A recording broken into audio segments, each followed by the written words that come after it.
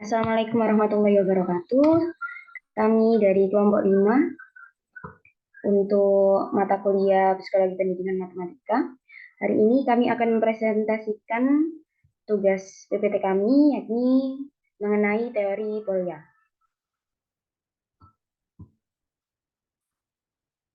Sebelumnya, izinkan kami untuk memperkenalkan anggota dari kelompok 5. Di sini yang pertama ada Widi Lestari dengan NIM 210301740006. Kemudian ada Nur Saada Asi dengan NIM 210301740037. Selanjutnya ada Riandika Davis Kurnia Putra dengan NIM 210301740063. Sebelum kita membahas lebih lanjut mengenai teori polya, mari kita kenal siapa itu Polya terlebih dahulu. Di sini Polya lahir pada tahun 1887 dengan nama lengkap dengan namanya adalah George Polya. Polya ini sejak kecil dia diarahkan untuk mempelajari bahasa karena ibunya ingin Polya meneruskan profesi ayahnya sebagai seorang pengacara dengan kuliah di bidang hukum. Kemudian minat Polya ini adalah di bidang biologi dan studi perpustakaan. Namun Polya ini menonjol dalam bidang geografi dan subjek-subjek lain. Atas saran dari seorang profesor yang bernama Bernard Alexander, Polya ini mendapatkan saran untuk mengambil mata pelajaran fisika dan matematika untuk memahami filsafat. Namun, kemudian dengan mengikuti nasihat tersebut, George Polya pun memilih untuk belajar matematika. Dan dalam bidang ini, sebelum meninggalkan Eropa, Polya sempat mengarang buku, yakni buku How to Solve It. Kemudian teori dari Polya, ini ada teori Polya ini kemampuan yang terkandung dalam bermatematika seluruhnya bermuara pada penguasaan konsep dan kemampuan peserta didik dalam memecahkan masalah dengan kemampuan berpikir kritis, logis, dan sistematis serta terstruktur. Masalah dalam matematika ini dapat berupa pertanyaan atau soal. Masalah itu dapat bersumber dari dalam diri matematika itu sendiri atau dalam kehidupan nyata.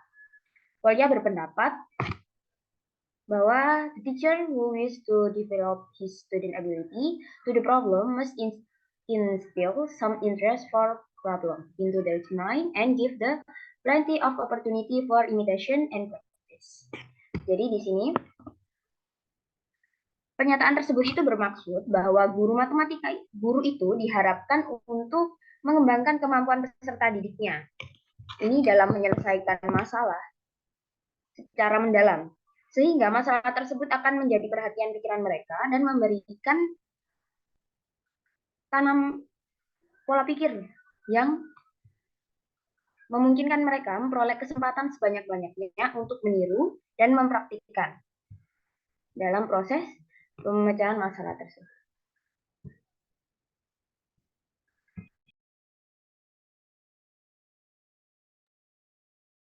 Oke, baik. Tadi sudah dijelaskan kalau teori Polya ini adalah teori tentang pemecahan masalah. Sebelum membahas teorinya lebih lanjut, kita akan coba bahas apa sih masalah itu sendiri dan pemecahan masalah itu apa menurut Polya. Jadi masalah itu menurut Pesamintir dan Krulik ini karena George Polya tidak menjelaskan apa itu masalah secara spesifik, jadi saya mencari dari ahli lain.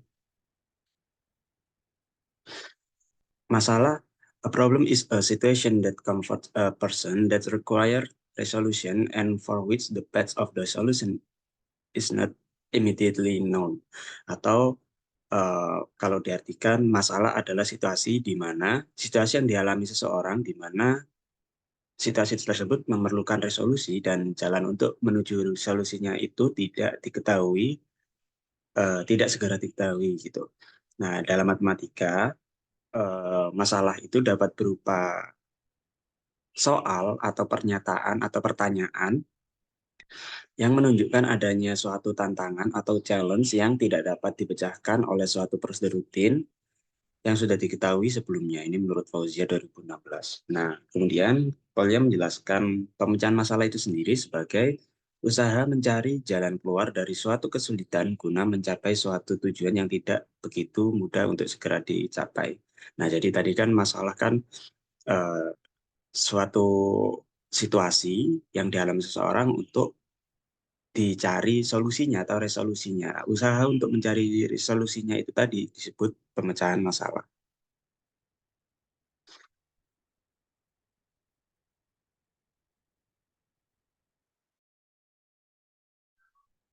Kemudian adapun langkah pemecahan masalah menurut saya di sini ada 4 tahapan. Yang pertama ada tahap memahami masalah atau understand the problem. Pada tahap ini, langkah awal untuk menyelesaikan masalah ini sangat penting dikarenakan tanpa memahami apa itu masalah tanpa memahami masalah apa yang harus diselesaikan, maka akan kesulitan dalam menyusun strategi untuk menyelesaikan masalah tersebut. Dalam memahami masalah, pada proses pemecahan masalah dapat dilakukan dengan mengajukan beberapa pertanyaan terkait dengan masalah tersebut. Misalnya, dalam pembelajaran, siswa dapat menyebutkan apa yang ditanyakan dalam soal, apa yang diketahui dalam soal, atau informasi-informasi yang terdapat pada soal tersebut. Kemudian, tahap kedua ini ada membuat rencana penyelesaian masalah. Setelah siswa dapat memahami masalah atau setelah suatu individu telah memahami apa masalah yang ditanyakan atau harus diselesaikan, maka tahap selanjutnya mereka menyusun atau merencanakan suatu strategi penyelesaian masalah.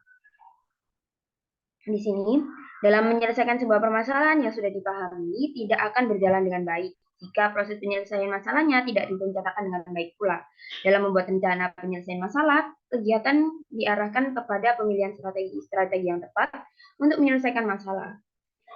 Akan tetapi, dalam mengidentifikasi strategi yang tepat untuk menyelesaikan masalah, perlu diperhatikan apakah strategi tersebut berkaitan dengan permasalahan yang akan dipecahkan. Kemudian yang ketiga, tahap ketiga adalah melaksanakan rencana yang telah ditetapkan atau carry out the plan. Jadi setelah merencanakan suatu strategi penyelesaian masalah, di sini pada tahap ketiga yakni melaksanakan rencana yang telah ditetapkan. Jika peserta didik telah memahami permasalahan dan telah menentukan strategi yang tepat untuk menyelesaikan suatu masalah, maka langkah berikutnya adalah melaksanakan penyelesaian masalah tersebut sesuai dengan rencana yang ditetapkan. Dalam hal ini, kemampuan peserta didik memahami substansi materi dan keterampilan peserta didik melakukan perhitungan matematika akan sangat membantu peserta didik untuk melakukan rencana penyelesaian masalah. Jadi di sini menjalankan rencana ini digunakan untuk menemukan solusi. Pada tahap keempat, ini adalah memeriksa ulang jawaban yang diperoleh atau look back. Setelah strategi pemecahan masalah dilakukan, maka akan diperoleh solusi. Dan maka langkah selanjutnya yang harus dilakukan adalah memeriksa kembali jawaban yang diperoleh atau memeriksa kembali solusi yang diperoleh. Memeriksa ulang jawaban yang diperoleh ini berperan sangat penting. Hal tersebut dilakukan untuk mengetahui apakah jawaban yang diperoleh sudah sesuai dengan ketentuan yang ada. Kemudian selain solusinya, itu juga harus diperiksa kembali mengenai apakah strategi penyelesaian masalah yang dilakukan itu tahapannya sudah benar atau terdapat masalah pada tahapan penyelesaian masalahnya. Sehingga hal tersebut dapat mempengaruhi solusi akhir yang didapatkan. Langkah ini juga akan menentukan apakah hasil penyelesaian yang dapat diterima atau tidak. Jadi tujuannya untuk memeriksa kembali apakah terdapat kekeliruan dalam proses penyelesaian masalah yang telah disusun sebelumnya.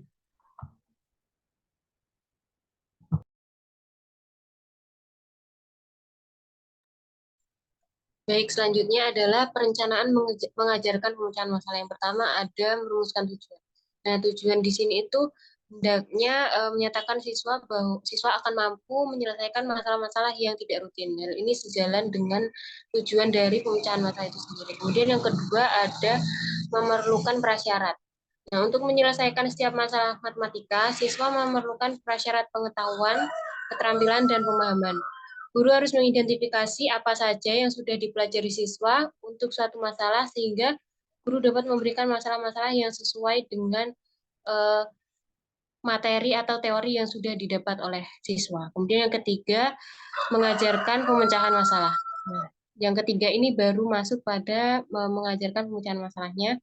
Dan untuk belajar pemecahan masalah, siswa harus mempunyai kesempatan untuk menyelesaikan masalah. Apabila mereka berhasil menyelesaikan masalah, akan lebih baik jika siswa mendapatkan penghargaan atau reward untuk menambah semangat siswa. Seperti itu.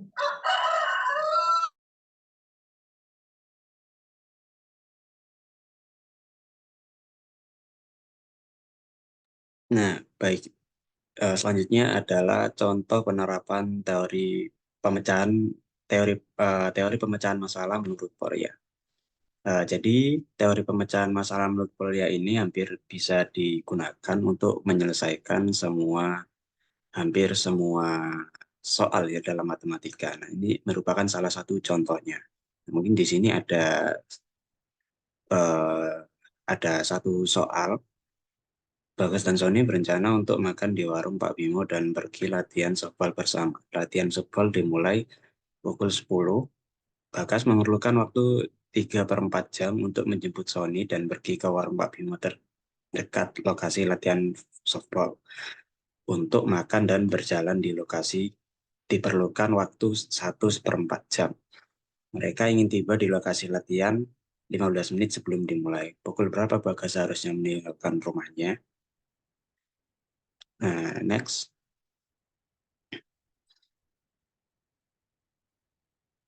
Nah, dari soal tadi kan merupakan suatu masalah. Nah, menurut pemecahan masalah Polya, nah, yang pertama kali dilakukan adalah memahami masalah. Tadi sudah dijelaskan juga di tahap memahami masalah itu, siswa bisa menuliskan apa yang diketahui dan apa yang ditanyakan. Di sini diketahui kalau softball dimulai pukul 10, menjemput Sony 3/4 jam, makan dan berjalan ke lokasi latihan 1/4 jam, ingin tiba di lokasi latihan 15 menit sebelum dimulai.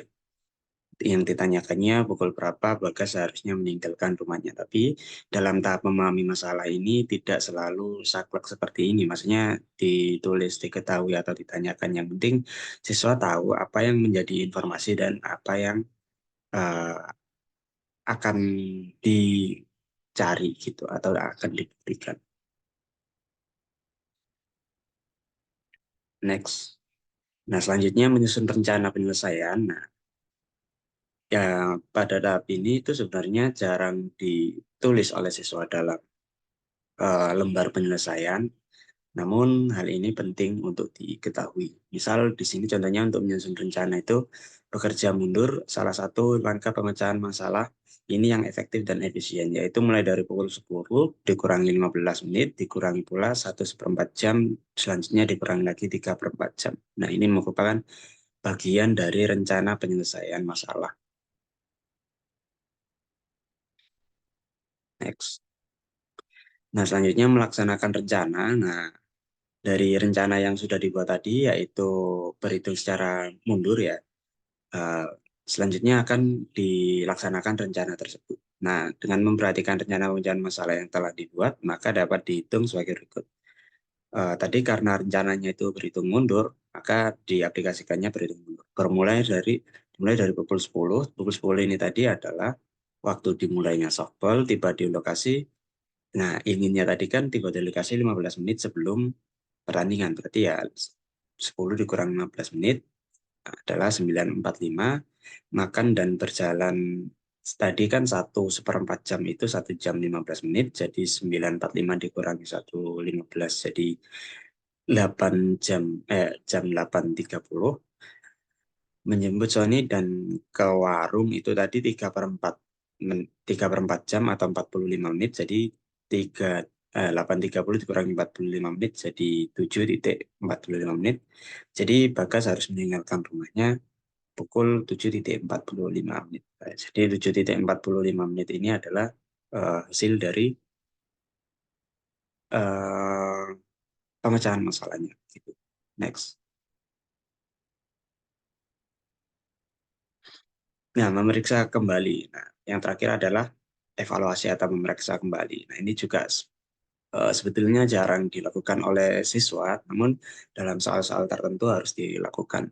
Nah, dengan memeriksa setelah mendapatkan hasilnya, dapatlah dicek kebenarannya dengan mulai berangkat pada pukul 7.45. Nah, ini jadi terbalik ya, tadi karena penyelesaian masalahnya itu dengan cara terbalik atau dari tadi pukul 10 habis itu dikurangi. Nah, untuk membuktikannya ini akan eh, dilakukan kebalikannya. Jadi dari 7.45 yaitu yang hasilnya tadi ditambahkan dengan eh,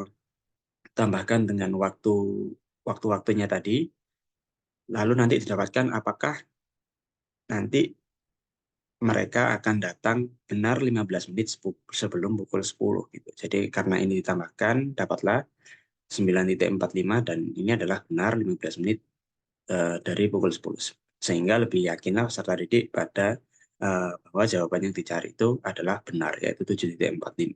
Ini merupakan contoh dari tahap pemecahan masalah menurut Polya.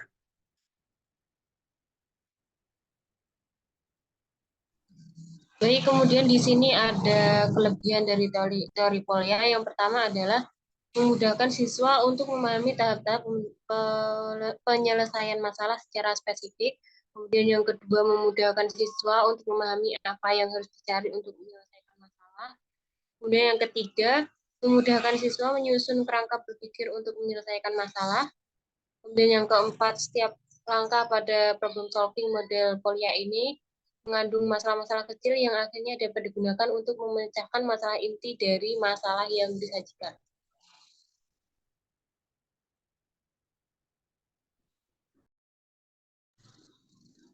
Kemudian untuk kekurangan dari teori Polya ini adalah membutuhkan waktu yang lama untuk menyelesaikan suatu masalah dalam soal matematika. Karena tadi diketahui juga bahwa dalam teori Polya ini pemecahan masalah itu ada sintaksnya atau ada langkah-langkah sistematis dalam mengerjakannya sehingga memerlukan waktu lebih untuk menyelesaikan soal pemecahan masalahnya. Gitu.